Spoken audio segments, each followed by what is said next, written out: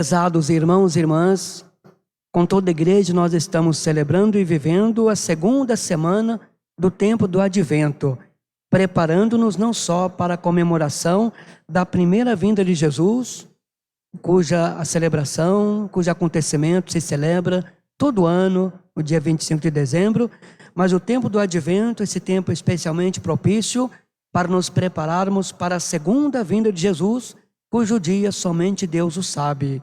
Sejam, portanto, todos muito bem-vindos e bem-vindas. O texto do Evangelho de hoje, ainda no capítulo 11 de São Mateus, é a continuidade do episódio em que João Batista, da prisão, envia os seus discípulos para perguntar a Jesus: és tu o que há de vir ou devemos esperar um outro? Humanamente, não houve personagem tão grande, tão importante como João Batista, precursor do Messias. É o grande personagem do passado de Israel.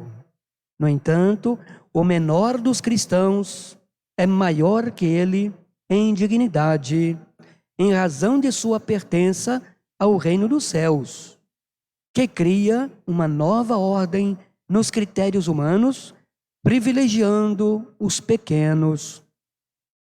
Efetivamente, desde João, o reino dos céus sofre violência. João é preso e decapitado, e Jesus será perseguido e crucificado. Com João, inclusive, vigora o tempo da profecia e da promessa. A partir dele, considerado Elias, precursor do Messias, tem início uma etapa na história da salvação.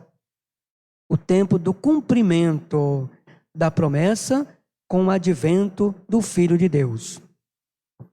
João Batista é uma figura preeminente no tempo do advento.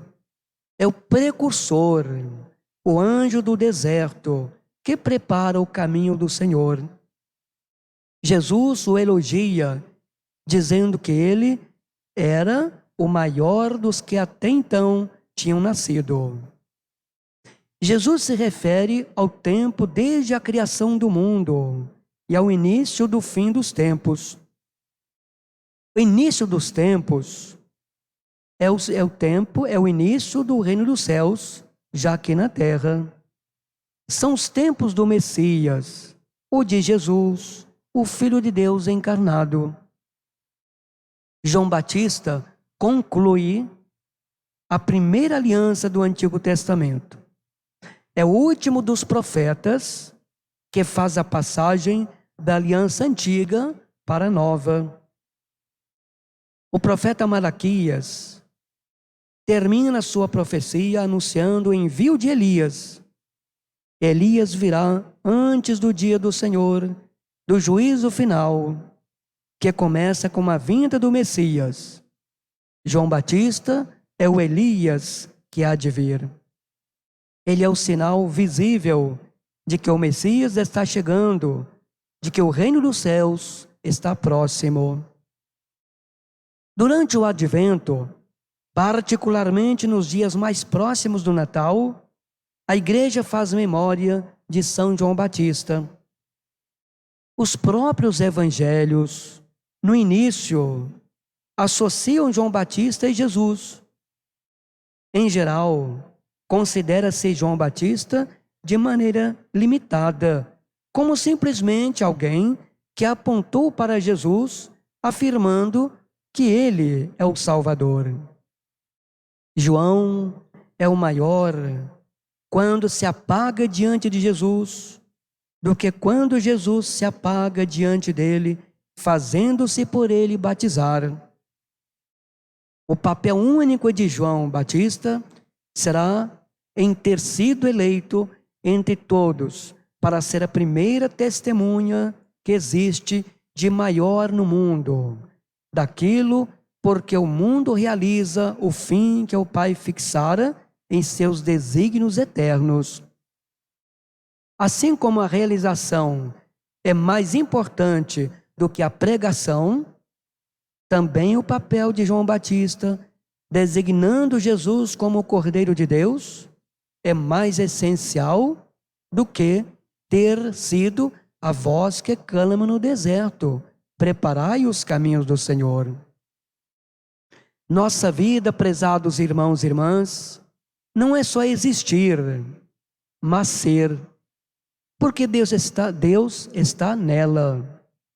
Alegria é o fruto do cristianismo quando vivido como Cristo ensinou.